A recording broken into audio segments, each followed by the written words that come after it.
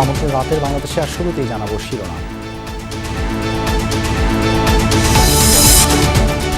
অধিবেশনের শেষ দিনে সরকার ও বিরোধী দলের সংসদে প্রাণবন্ত আলোচনা, দেশ গড়তে মতভেদ ভুলে সবাইকে একসাথে কাজ করার আহ্বান প্রধানমন্ত্রীর। এই সরকারের সফলতা মানেই কিন্তু সমৃদ্ধির পথে এগিয়ে যাওয়া। বর্তমান এবং ভবিষ্যতে হবে যেটি, সেটি হলো উভয় পক্ষ দেশের স্বার্থে আমরা একসাথে কাজ করব। মার্কিন কোম্পানি বোয়িং এর সাথে বিমানের ঐতিহাসিক চুক্তি সই, রেকর্ড ৩৭,০০০ কোটি টাকা ব্যয়ে ১৪টি উড়োজাহাজ কিনবে বাংলাদেশ।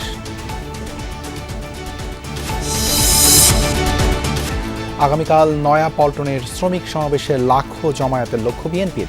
গণভোটের রায় বাস্তবায়নের দাবিতে বিভাগীয় সমাবেশের ঘোষণা ১১ দলের। বুদ্ধ পূর্ণিমা উপলক্ষে বৌদ্ধ সম্প্রদায়ের সঙ্গে প্রধানমন্ত্রীর শুভেচ্ছা বিনিময়, নিজেদের সংখ্যালঘু না ভাবার আহ্বান। ধর্ম যার যার, নিরাপত্তা পাবার অধিকার সবার, সবাই সকল ক্ষেত্রে সমানভাবে ভোগ করবে, অধিকার ভোগ করবে, এটাই বর্তমান সরকারের নীতি। বৃষ্টি ঢলে হাওরের নতুন নতুন এলাকা প্লাবিত, তলিয়েছে ৩১,০০০ হেক্টরেরও বেশি জমির ফসল, বাধ্য হয়ে আধা পাকা ধান কাটছে কৃষক। একবার লন্ডন হয়ে গেছে, আমরা কি করতে পারি, কেমনে বাঁচি? আমি এখানে বাড়ি বন্ধে এলাকায় ২০ কেজি জমি করছি, ২০ কেজি জমি ২ কেজি জমি কাটছিলাম, আমার খরচা আছে সব পানির নিচে। সকালে বন্যা, এখন সারা দেশই শেষ, কোনো আর ফুল কিনারা নাই। এছাড়াও রাতের বাংলাদেশে থাকছে ইরান যুদ্ধ নিয়ে কংগ্রেসের শুনানিতে তোপের মুখে মার্কিন প্রতিরক্ষা মন্ত্রী, ডেমোক্র্যাটদের পাল্টা সমালোচনা হেক্সেথের।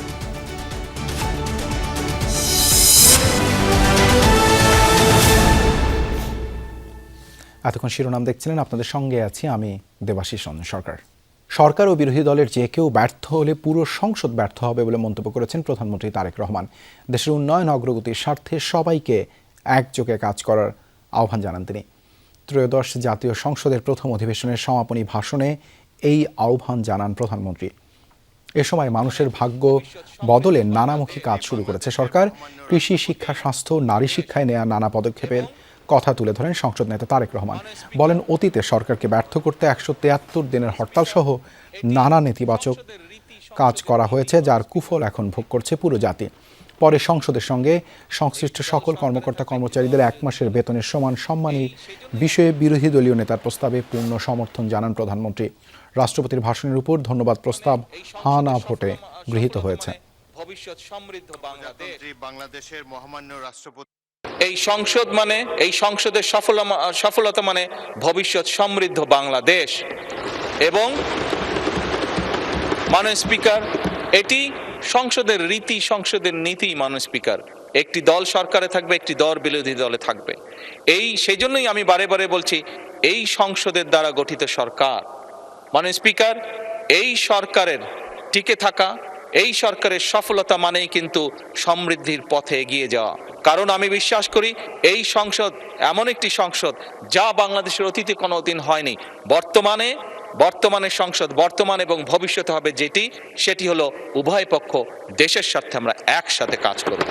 সংবিধান সংস্কারের যৌক্তিক দাবি নিয়ে জামায়াতে ইসলামী আন্দোলন চালিয়ে যাবে বলে জানিয়েছেন দলটির আমির ও সংসদের বিরোধী দলীয় নেতা ডাক্তার শফিকুর রহমান। বলেন, আন্দোলন চললেও এ বিষয়ে কোনো বিদ্রোহ করবে না তারা। দেশ পরিচালনার দায়িত্ব যাদের ছিল, তারা যদি সততার সঙ্গে কাজ করে তাহলে দেশ আরও এগিয়ে যাবে। তিনি বলেন, ইতিহাস চর্চা দোষের কিছু নয়, তবে অতীতের ভুল থেকে শিক্ষা নিতে হবে। এ সময় বিরোধী দলীয় নেতা বলেন, তিস্তা মহাপরিকল্পনার বাস্তবায়ন চায় তার দল। সরকার এই উদ্যোগ নিলে জামায়াতে ইসলামী পাশে দাঁড়াবে। তিস্তা মহাপরিকল্পনা বাস্তবায়ন অতি সত্বর, বিশ্বাসযোগ্য, দৃশ্যমান ভূমিকা নেওয়া হচ্ছে, আমরা দেখতে চাই। কারো চোখ রাঙ্গানিকে আমরা পরোয়া করব না। ২০ কোটি মানুষের আলহামদুলিল্লাহ আল্লাহ তাআলা ৪০ কোটি হাত দিয়েছে। প্রত্যেকটি হাত সরকারের পাশে দাঁড়াবে, সরকার যদি সাহস করে এই পদক্ষেপ নেয়। ত্রয়োদশ জাতীয় সংসদের প্রথম অধিবেশন শেষে সাংবাদিকদের সাথে কথা বলছেন সরকারি দলের চিফ হুইপ নুরুল ইসলাম মনি। সরাসরি যাচ্ছি সেখানে। না, কেমনে করবে? স্থানীয় সরকারের অফিস থেকে 2টা রুম দেওয়া হবে তাকে, কারণ ওইখানে গণমানুষের সাথে সাক্ষাৎকার করা গণমানুষের সমস্যা শোনা এবং গণমানুষের সমস্যা সমাধানের জন্য একজন এমপি সাহেব যদি হেডকোয়ার্টারে যায়, অনেকেই আছে না, আমার বাড়ি মফস্বলে একেবারে, আমি হেডকোয়ার্টারে গেলে আমি এর বাসায় বসি, ওর বাসায় বসি, পার্টি অফিসে বসি, পার্টি অফিসে বসলে দেখা গেল অন্য মানুষের অন্য লোকেরা আমার পার্টি অফিসে ঢুকতে চাইবে না। শুধু একটা কমন জায়গা থাকতে হবে যেখানে সব মানুষ আসতে পারে, সকল মানুষের সমস্যার সমাধান করা যেতে পারে, তার জন্য একটা ব্যবস্থা তিনি করেছেন। জানার আগ্রহ থেকে আজকে নেতা বলেছেন ইতিহাসের চর্চা আমরা করব না, সামনের দিকে যাবো। আমরা কি আগামী সংসদে ইতিহাসের চর্চা করবো কি? প্রথম কথা বলেছি, প্রফিটিক কথা কেবল প্রফিট বলতে পারে, ভবিষ্যতে কী হবে তা তো বলতে পারি না, আগামীকালকে কী হবে তা বলতে পারি না, এখন কী হবে তাও বলতে পারি না। তবে একটা জিনিস হয়েছে, সেটা হলো মানসিকতার পরিবর্তন হয়েছে এই যে আমরা এমন একটা কাজ করব আর সবার সামনে থাকবে বাংলাদেশ, সবার সামনে থাকবে এই দেশের জনগণ, সবার সামনে থাকবে এই দেশের গণতন্ত্র, সবার সামনে থাকবে এই দেশের মর্যাদা, সবার সামনে থাকবে এই দেশের স্বাধীনতা এবং এই দেশের সার্বভৌমত্ব। এগুলোকে সামনে রেখে কাজ করব, তার জন্য আমরা আজকে ঐক্যমত হয়েছি ইনশাআল্লাহ। দেশের অর্থনীতির অবস্থা ভালো না, অর্থনীতিকে ঠিক করতে আগামী 2 বছর কঠিন হবে বলে সংসদে জানিয়েছেন অর্থমন্ত্রী আমির খসরু মাহমুদ চৌধুরী। এই জন্য কিছু অজনপ্রিয় সিদ্ধান্ত সরকারকে নিতে হতে পারে বলে জানান তিনি। জাতীয় সংসদে অর্থনীতির সার্বিক অবস্থা তুলে ধরেন মন্ত্রী, জানান বিদ্যুৎ খাতে 36,000 কোটি টাকা ভর্তুকি দিচ্ছে বর্তমান সরকার, আরও দিতে হবে 20 থেকে 30,000 কোটি টাকা। আওয়ামী লীগ সরকারের আমলে রেকর্ড বিদ্যুৎ উৎপাদনের গল্প শুনেছে বাংলাদেশ। জ্বালানি খাতের নানা অর্জন নিয়েও উদযাপন কম হয়নি, অথচ ভাড়াভিত্তিক বিদ্যুৎ কেন্দ্রে ক্যাপাসিটি ব্যয়ের নামে এখনও গুনতে হচ্ছে বিপুল টাকা। বিদেশিদের সাথে অসম চুক্তির ধাক্কা এখনও সামলে ওঠা যায়নি। জাতীয় সংসদকে অর্থমন্ত্রী জানালেন, বিদ্যুৎ খাতে বিগত দিনে লুটপাটের কারণে 36,000 কোটি টাকা ভর্তুকি দিতে হচ্ছে বর্তমান সরকারকে, আরও দিতে হবে 20 থেকে 30,000 কোটি টাকা। দুর্নীতি, অব্যবস্থাপনা আর ভুল নীতির কারণে এর খেসারত দিতে হচ্ছে এখন। বিদ্যুৎ খাতে যে লুটপাট হয়েছে বিগত দিনে, তার ক্ষতি এখন আমাদের সকলকে বহন করতে হচ্ছে। এটা 36,000 কোটি টাকা আমরা দিচ্ছি, দেওয়ার পর আরো 20 থেকে 30,000 কোটি টাকা ভর্তুকি দিতে হবে। অর্থমন্ত্রী জানান, জ্বালানি খাতে $508 মিলিয়ন বকেয়া রেখে গেছে আওয়ামী লীগ, গ্যাস খাতে $737 বিলিয়ন বকেয়া। এগুলো মেয়াদোত্তীর্ণ দেনা, যা এখন পরিশোধ করতে হচ্ছে। জ্বালানি তেলে 10,258 কোটি টাকা ভর্তুকি দিতে হবে সরকারকে। এলএনজি আমদানি বাবদ ভর্তুকি 11,000 কোটি টাকারও বেশি। জ্বালানি তেল 2026 এর মধ্যে এপ্রিল জুনের মধ্যে 10,258 কোটি টাকা ভর্তুকি আমাদেরকে দিতে হবে। আমি সংক্ষিপ্তভাবে বলেছি, আরো অনেক সমস্যা আছে। শেয়ার বাজারের আপনারা জানেন সমস্যা আছে, এবং ব্যাংকগুলোর রিক্যাপিটালাইজেশনের সমস্যা আছে, প্রাইভেট সেক্টরের রিক্যাপিটালাইজেশনের সমস্যা আছে। সব কিছুতে আমরা সর্বনিম্নে, কিন্তু এখন ইজ অফ ডুইং বিজনেসে বাংলাদেশ অনেকটা একেবারে তলায় এখন, কারণ এত রেগুলেট করতে করতে, ওভার রেগুলেট করতে করতে। দেশের বর্তমান অর্থনীতি এবং বিএনপির সবশেষ আমলের রেখে যাওয়া পরিস্থিতির তুলনা সংসদে তুলে ধরেন অর্থমন্ত্রী। জানান, দারিদ্র্যের হার এখন 29.93%, রপ্তানি কমেছে 2.6%, খেলাপি ঋণ এখন 30%-এরও বেশি, 2005-এ যা ছিল 13%। Almost we are grinding to a halt অর্থনীতি। মন্ত্রী জানান, এই অর্থনীতিকে ঠিক করতে আগামী 2 বছর কঠিন হবে। আগামী 2 বছর কঠিন হবে, অনেকগুলো সিদ্ধান্ত নিতে হবে, অনেকগুলো মেজার নেব যেগুলো জনপ্রিয় নাও হতে পারে। সুতরাং একটা কঠিন অবস্থা থেকে বেরোতে গেলে অনেক কঠিন সিদ্ধান্ত নিতে হবে। আমি বিরোধী দলের বন্ধুদেরকে বলতে চাই, এখানে আপনাদের সহযোগিতা দরকার। আমাদের ক্যাপ্টেন ঠিক আছে, এবং আমি মনে করি ক্যাপ্টেনের ভিশন ঠিক আছে, ন্যায় নীতির অবস্থান থেকে কাজ করছেন, সততার অবস্থান থেকে কাজ করছেন। স্বরাষ্ট্রমন্ত্রী বলেন, ব্যাংক দখল হয়েছে আওয়ামী লীগ আর অন্তর্বর্তী সরকারের সময়। দখল হয়েছে, স্টাইলটা একটু ভিন্ন ছিল মাননীয় স্পিকার। কেউ সরকারি ইন্টেলিজেন্স ব্যবহার করে হোটেলে ডেকে নিয়ে এসে করেছে, আর কেউ সরাসরি নারাই তাকবীর আল্লাহু আকবার বলে নেমেছে। দেশ বিদেশ থেকে সামাজিক যোগাযোগ মাধ্যমে বাকস্বাধীনতার নামে যা চলছে তা দেশে অনাচার বাড়াবে বলেও শঙ্কার কথা জানান স্বরাষ্ট্রমন্ত্রী। সামাজিক সোশ্যাল হারমোনি নষ্ট হয়ে যাবে, রিলিজিয়াস হারমোনি নষ্ট হয়ে যাবে, আমাদের এখানে অনেক কিছু অনাচার হবে। আখলাকুস সাফা, যমুনা নিউজ, ঢাকা। বিএনপি সরকারের সময় শেয়ার বাজারের লুটপাটের সুযোগ ছিল না, ভবিষ্যতে থাকবে না বলে সংসদকে আশ্বস্ত করেছেন অর্থমন্ত্রী আমির খসরু মাহমুদ চৌধুরী। ত্রয়োদশ জাতীয় সংসদের প্রথম অধিবেশনের শেষ কার্যদিবসে এই কথা বলেন অর্থমন্ত্রী আমির খসরু মাহমুদ চৌধুরী। এদিন Bangladesh securities and exchange commission সংশোধন বিল এবং বীমা উন্নয়ন ও নিয়ন্ত্রণ কর্তৃপক্ষ সংশোধন বিল দুটি কণ্ঠভোটে পাশ হয়। তবে বিল দুটি পাশের বিরোধিতা করে তা স্থগিতের দাবি জানান বিরোধী দলীয় নেতা। বলেন, সরকার দায়িত্ব গ্রহণের পর প্রথম 2 মাসে যেসব কাজে হাত দিয়েছে তার প্রতিটি জন আকাঙ্ক্ষার বিপক্ষে। রাষ্ট্রপতির ভাষণের উপর আলোচনায় বিরোধী দলীয় চিফ হুইপ নাহিদ ইসলামও আর্থিক খাতের নিয়োগ নিয়ে প্রশ্ন তোলেন। সংসদ সদস্যদের 11,000 কোটি টাকার বেশি ঋণ রয়েছে, যার অধিকাংশই সরকারি দলের। এদের অধিকাংশই ঋণ খেলাপি ছিলেন। জেল খাটে নাই, মামলা শিকার হয় না এমন কোনো মানুষ এখানে এই সংসদে আসে নাই। মাননীয় স্পিকার, আমরা ঐক্যবদ্ধ থাকার চেষ্টা করেছি, কোনো দোষারোপের নয় বিষয়। ঐক্যবদ্ধ থাকার চেষ্টা করেছি বিপদ থেকে বাঁচার জন্য। 133টা অধ্যাদেশ যেগুলো ছিল, এর মধ্য থেকে যেগুলো বিল আকারে এসেছে এবং যেগুলো ল্যাপসেস হয়ে গেছে, সেগুলাতে আমরা আমাদের অধিকার পুরোপুরি পাইনি। দেশের ইতিহাসে সবচেয়ে বড় উড়োজাহাজ কেনার চুক্তি স্বাক্ষর করেছে সরকার। আমেরিকান বোয়িং কোম্পানির সাথে 35,000 কোটি টাকায় 14টি জাহাজ কিনবে রাষ্ট্রীয় সংস্থা বিমান। সন্ধ্যায় রাজধানীর একটি হোটেলে আনুষ্ঠানিকভাবে এই চুক্তি স্বাক্ষর সম্পন্ন হয়। বিমানের পক্ষে সদ্য নিয়োগপ্রাপ্ত ব্যবস্থাপনা পরিচালক ও সিইও কাইজার সোহেল আহমেদ এবং বোয়িংয়ের পক্ষে তাদের একজন প্রতিনিধি চুক্তিতে সই করেন। অনুষ্ঠানে পররাষ্ট্রমন্ত্রী খলিলুর রহমান, বেসামরিক বিমান পরিবহন ও পর্যটন মন্ত্রী আফরোজা খানম রিতা, প্রতিমন্ত্রী এম রশিদুজ্জামান মিল্লাত এবং মার্কিন রাষ্ট্রদূত ব্রেন টি ক্রিস্টেনসেন উপস্থিত ছিলেন। প্রস্তাবিত এই চুক্তির আওতায় বিমান মোট 14টি নতুন উড়োজাহাজ কিনবে। এর মধ্যে রয়েছে 8টি বোয়িং 787-10 ড্রিমলাইনার, 2টি বোয়িং 787-9 ড্রিমলাইনার, 4টি বোয়িং 737-8 ম্যাক্স জেট। এই উড়োজাহাজগুলোর আনুমানিক বাজার মূল্য প্রায় 3.7 বিলিয়ন মার্কিন ডলার, যা বর্তমানে বাংলাদেশের মুদ্রায় প্রায় 37,500 কোটি টাকার কিছু। ড্রিমলাইনারগুলো ইউরোপ, মধ্যপ্রাচ্য, এশিয়া রুটে এবং 737 ম্যাক্স উড়োজাহাজগুলো আঞ্চলিক ও স্বল্প দূরত্বের রুটে ব্যবহার করা হবে। শুক্রবার নয়াপল্টনে দলের কেন্দ্রীয় কার্যালয়ে মে দিবসের শ্রমিক সমাবেশে যোগ দেবেন প্রধানমন্ত্রী ও বিএনপি চেয়ারম্যান তারেক রহমান। দলের স্থায়ী কমিটির সদস্য ও প্রধানমন্ত্রীর উপদেষ্টা নজরুল ইসলাম খান এই তথ্য জানান। বলেন, গণতান্ত্রিক পরিবেশে এবারের মে দিবস পালিত হবে, যেখানে দিক নির্দেশনামূলক বক্তব্য দেবেন প্রধানমন্ত্রী তারেক রহমান। জানান, 2 মাসে সব প্রতিশ্রুতি বাস্তবায়ন সরকারের পক্ষে সম্ভব নয়, 5 বছরের মধ্যেই সব বাস্তবায়ন হবে। সংবাদ সম্মেলনে বিএনপির সিনিয়র যুগ্ম মহাসচিব ও প্রধানমন্ত্রীর উপদেষ্টা রিজভী আহমেদ জানান, শুক্রবার মে দিবসের সমাবেশে ঢাকায় শ্রমিক জনতার ঢল নামবে। সভাপতি, উপস্থিত সংগ্রামী জননেতা, তো নানা দিক থেকেই মে দিবস হচ্ছে অত্যন্ত গুরুত্বপূর্ণ এবং তাৎপর্যপূর্ণ। এটিকে প্রতি বছরই অত্যন্ত যথাযোগ্য মর্যাদায় পালন করে জাতীয়তাবাদী শ্রমিক দল। দেশের মাননীয় প্রধানমন্ত্রী তিনি আগামীকাল প্রধান অতিথি হিসেবে বক্তব্য রাখবেন। আমরা এবারের মে দিবস অনেক কারণেই বিশেষ গুরুত্ব দাবি রাখে।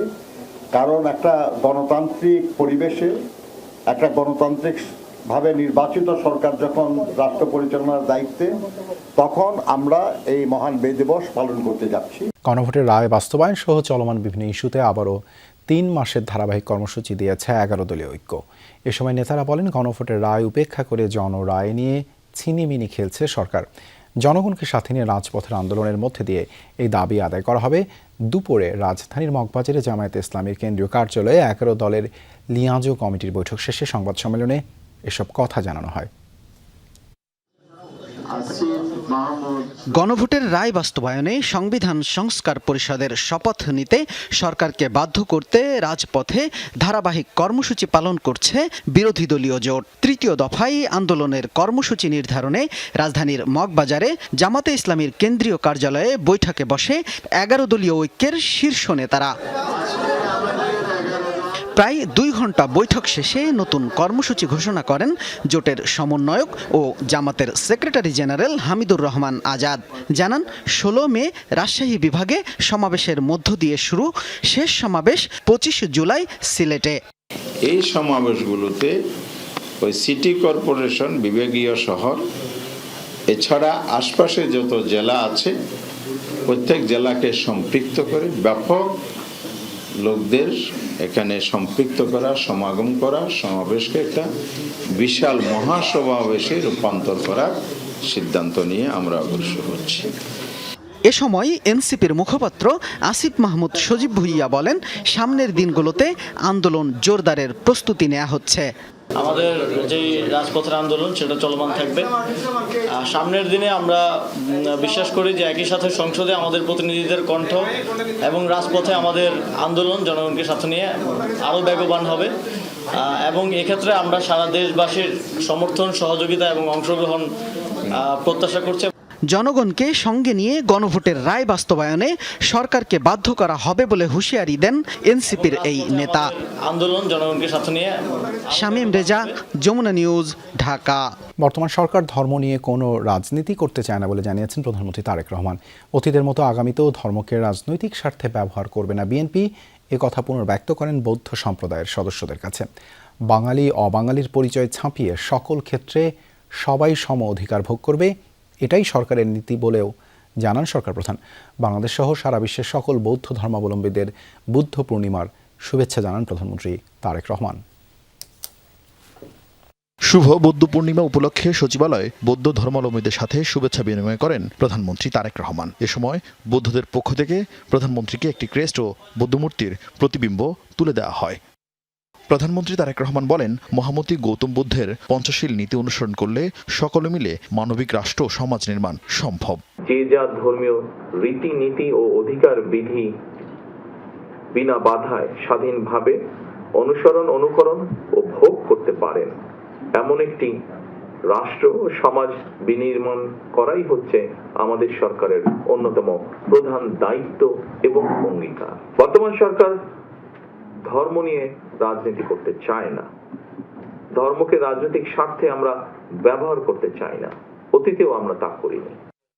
ধর্ম বর্ণ নির্বিশেষে বিশ্বাসী অবিশ্বাসী প্রতিটি মানুষের জন্য একটি নিরাপদ বাংলাদেশ নির্মাণের আকাঙ্ক্ষা নিয়েই মুক্তিযোদ্ধারা দেশ স্বাধীন করেছিল স্মরণ করিয়ে দিয়ে প্রধানমন্ত্রী বলেন, বিএনপি সরকারের তাই দর্শনই হচ্ছে বাংলাদেশী জাতীয়তাবাদ, যেখানে কেউ সংখ্যালঘু নয় বরং রাষ্ট্র সবার।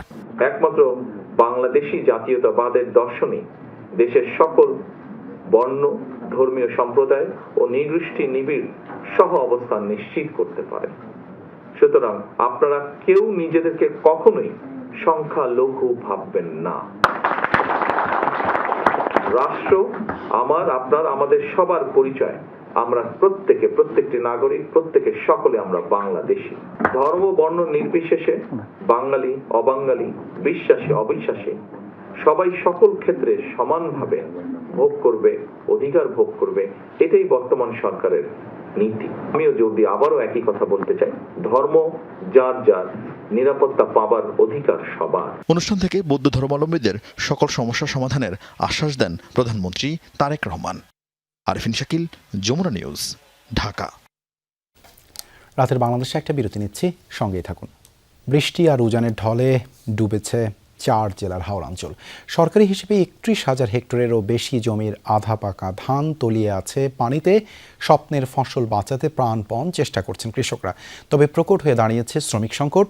দ্বিগুণ মজুরি দিয়েও ধান কাটানোর লোক মিলছে না কোথাও, আর মেঘলা আবহাওয়ার কারণে যেটুকু ধান কাটা হচ্ছে তা শুকানো যাচ্ছে না।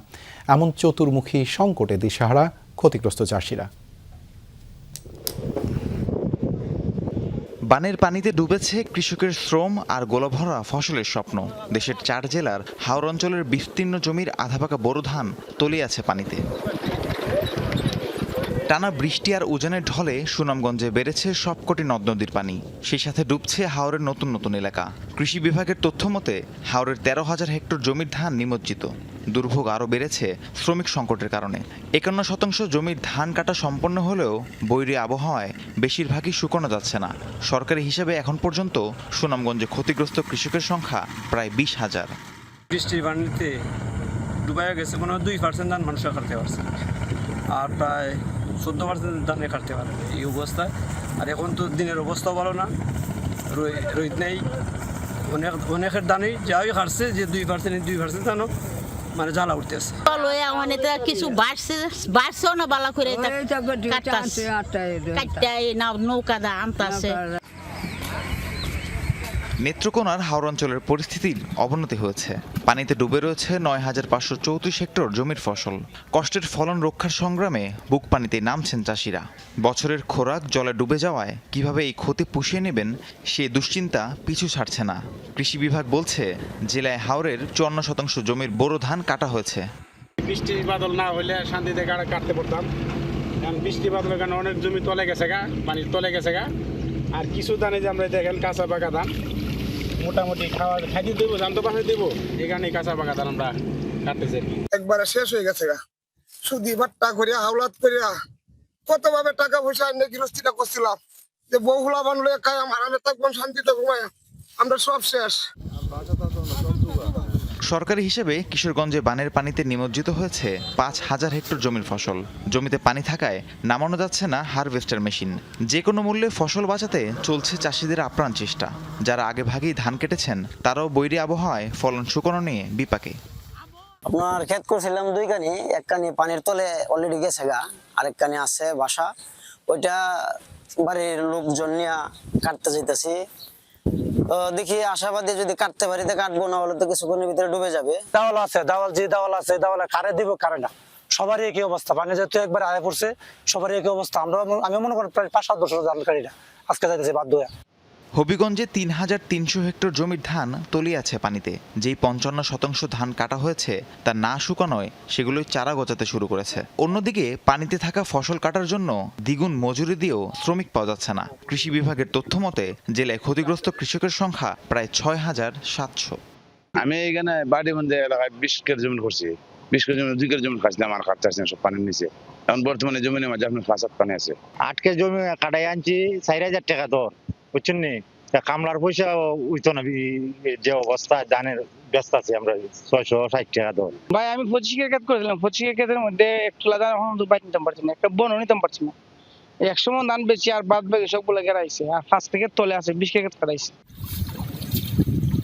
রাহিম সারোয়ার, যমুনা নিউজ।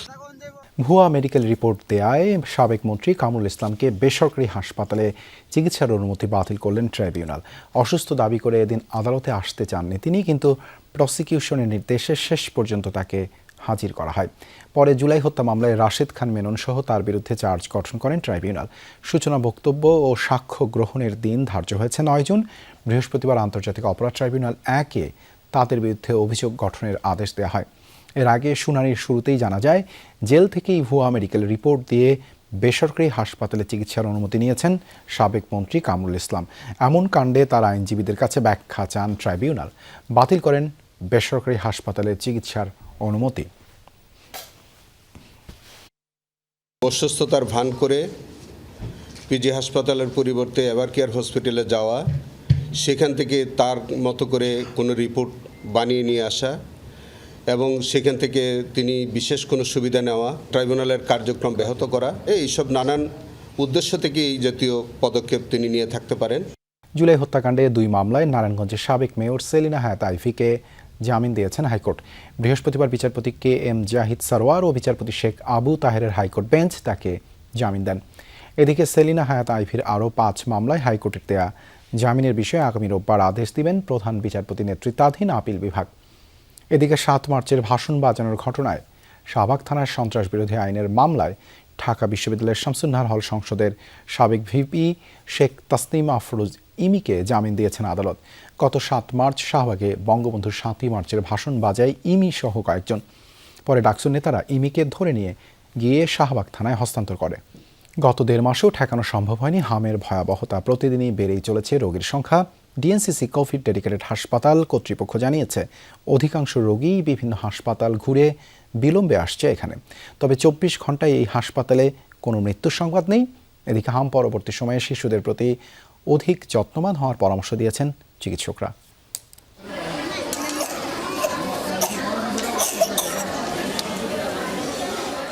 বয়স 9 থেকে 12 মাস, হামাগুড়ি দিয়ে ঘর জুড়ে দাপিয়ে বেড়ানোর সময়, অথচ হামের জীবাণু কেড়ে নিয়েছে ছোট্ট শিশুদের প্রাণবন্ত সেই সময়। মুখে মাস্ক লাগিয়ে লড়াই চলছে হামের সাথে।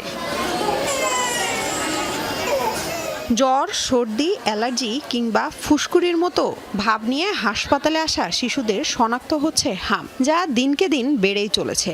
আক্রান্ত শিশুদের বেশিরভাগই এসেছে ঢাকার বাইরে থেকে। গ্রামে ছিলাম আমরা, পরে ঢাকা নিয়ে যাচ্ছি, নিয়ে হাসপাতালে ভর্তি হয়েছি, পরে ট্রিটমেন্ট চলতেছে। বাচ্চা অসুস্থ আজকে 10 দিন যাবত, কালকে আসাতে যাওয়া, আজকে একটু সুস্থ আছে। শনিবার থেকে র্যাশ দেখা দিয়েছে আর রবিবার থেকে খুব শ্বাসকষ্ট হচ্ছে, তখন আমরা এখানে দ্রুত চলে আসছি। তো বরিশাল ওখানে প্রপারলি ট্রিটমেন্ট দিতে পারে না, তো পরবর্তীতে ঢাকা রেফার করছে। বরিশাল ছিলাম ভর্তি 3 দিন, ওইন কোনো কিছুই বলে না, ওইন বিয়াকাল অনেক অসুস্থ ছিল। তারপর যারে আমরা আইছিলাম ঢাকা মেডিকেলে, ওইন রেফার করছে হিয়ানে, তারপরে হিনে আসছি, পরে হিনে।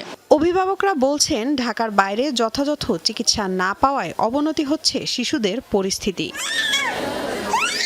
হামে আক্রান্তদের অধিকাংশই টিকা পায়নি সময় মতো। মানে 2টা দিছি, তার বেশি দেই নাই, মানে ওর টিকা কেউ দিতে চায় না, শরীরের এরকম অবস্থা দীক্ষা। টিকা দিনে ও অসুস্থ ছিল বিদায়, আর ও যে হয়েছে আর মাস দিনও হয়েছিল না।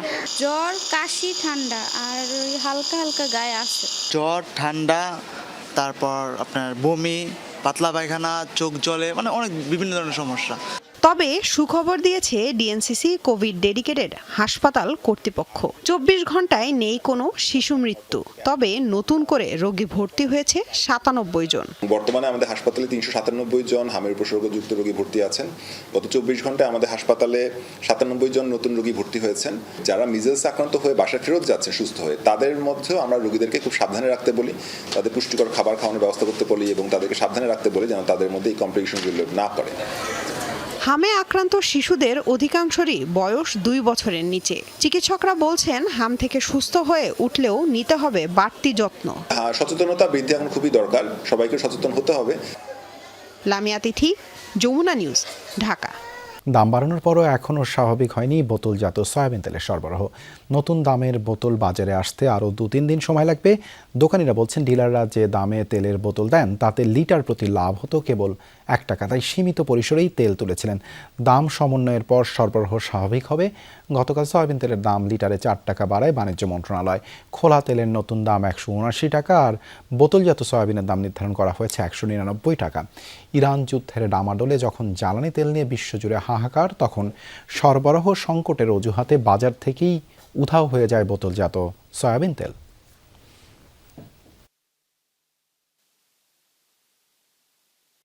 তেলের দাম আবার নতুন করে বাড়ছে, আবার কয়দিন ধরে আবার বাড়বো, কমবো না, আরো খালি বাড়বই।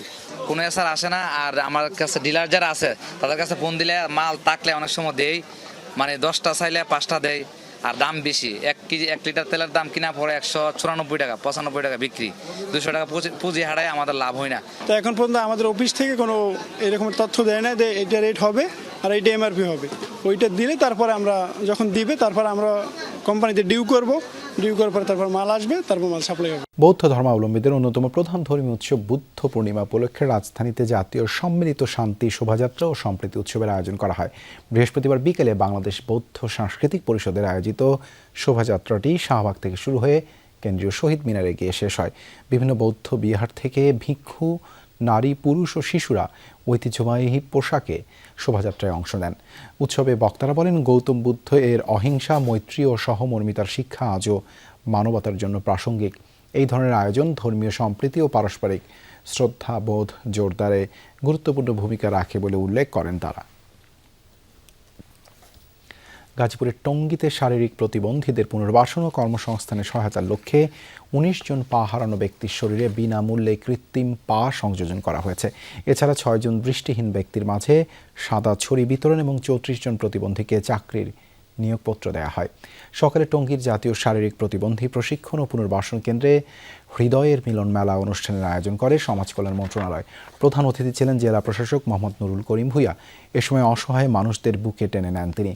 সমাজ কল্যাণ সচিব ডক্টর মোহাম্মদ আবু ইউসুফ ও সমাজ সেবা অধিদপ্তরের মহাপরিচালক শাহ মোহাম্মদ মাহবুবের উপস্থিতিতে 6 জন দৃষ্টিহীনকে সাদা ছড়ি এবং 34 জন প্রশিক্ষণপ্রাপ্ত প্রতিবন্ধীকে স্বনামধন্য প্রতিষ্ঠানের নিয়োগপত্র তুলে দেওয়া হয়।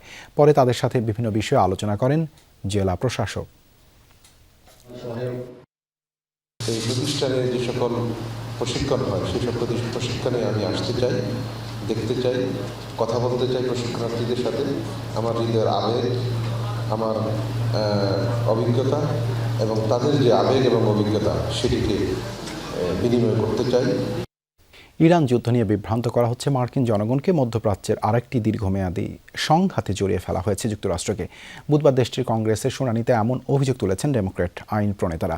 ইরান যুদ্ধের ব্যয়, কৌশল ও নতুন প্রস্তাবিত সামরিক বাজেট নিয়ে তীব্র প্রশ্নবাণে জর্জরিত হন প্রতিরক্ষামন্ত্রী পিট হেগসেথ। যদিও সব অভিযোগ অস্বীকার করে উল্টো ডেমোক্র্যাটদেরই জাতীয় নিরাপত্তার শত্রু হিসেবে চিহ্নিত করেন তিনি।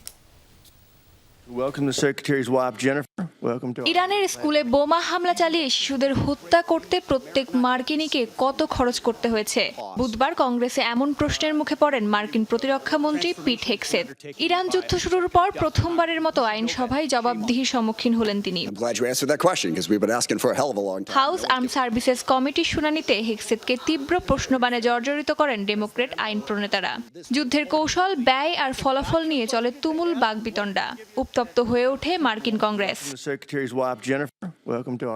শুনানিতে ডেমোক্র্যাট কংগ্রেসম্যান জন গারাবেন্ডি সরাসরি প্রশ্ন তোলেন, এই যুদ্ধের লক্ষ্য কি আর তার মূল্য দিচ্ছে কে? তিনি অভিযোগ করেন, যুদ্ধের শুরু থেকেই মার্কিন জনগণের কাছে সত্য গোপন করা হয়েছে। প্রশাসন যুদ্ধের বাস্তবতা আড়াল করে বিভ্রান্তিকর তথ্য দিচ্ছে এমন দাবিও করেন।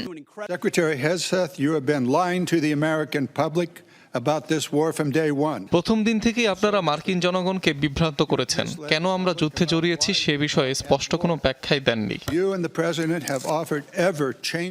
গারামেন্ডির দাবি, এই যুদ্ধ এখন যুক্তরাষ্ট্রের জন্য এক বড় কৌশলগত ক্ষতিতে পরিণত হয়েছে।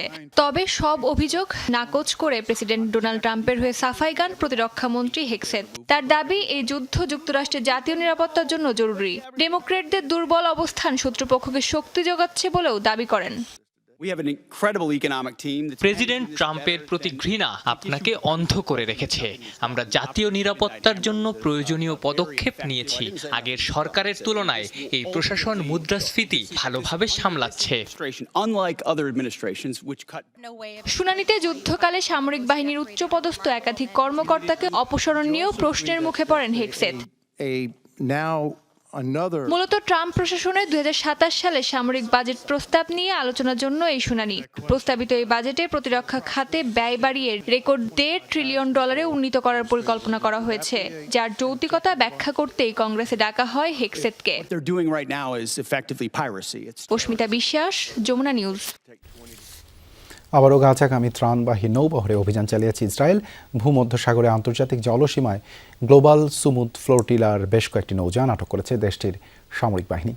গ্লোবাল সুমুদ ফ্লোটিলার পক্ষ থেকে সামাজিক যোগাযোগ মাধ্যমে দেয়া এক পোস্টে বলা হয়েছে, আন্তর্জাতিক জলসীমায় ইসরায়েলের সামরিক নৌযানগুলো অবৈধভাবে ফ্লোটিলাকে ঘিরে ফেলে, অপহরণ ও সহিংসতার হুমকিও দেওয়া হয় তাদের। ইসরায়েলি গণমাধ্যমের দাবি, গ্রিসের ক্রিট দ্বীপের কাছে ফ্লোটিলার 58টি নৌযানের মধ্যে 22টি নৌযান এরই মধ্যে আটক করেছে আইডিএফ। গাজায় ফিলিস্তিনিদের জন্য ত্রাণ ও মানবিক সহায়তা দিয়ে যাচ্ছিল গ্লোবাল সুমুদ ফ্লোটিলা। ফ্লোটিলার তুরস্ক শাখা জানিয়েছে, আটক করা 22টি নৌযান থেকে 180 জন কর্মীকে আটক করে ইসরায়েলের আস্তদ বন্দরে নিয়ে যাওয়া হচ্ছে।